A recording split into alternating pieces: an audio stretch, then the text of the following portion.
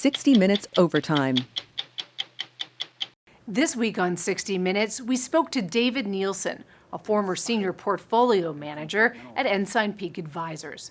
The firm is the investment arm of the Church of Jesus Christ of Latter-day Saints. In 2019, David Nielsen filed a whistleblower complaint with the IRS that alleged Ensign Peak had violated its tax exemption from the IRS.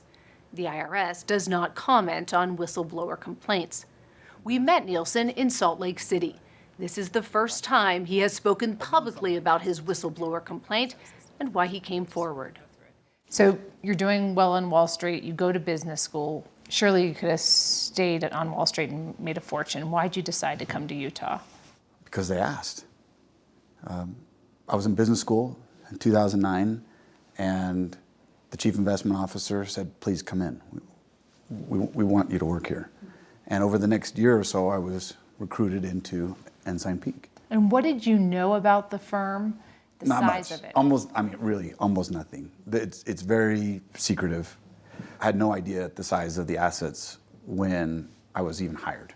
It wasn't until the very first day that I knew.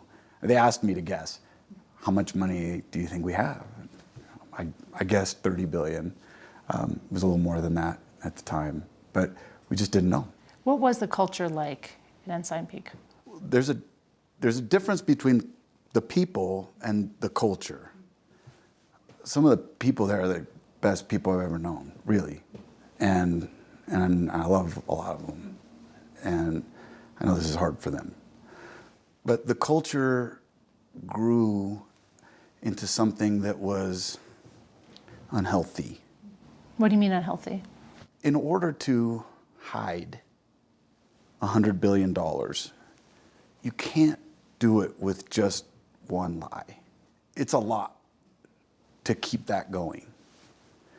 And when you build a company on so much secrecy and a need to conceal, it creates a leadership tone from the top that we can do whatever we want, as long as it's to stay hidden.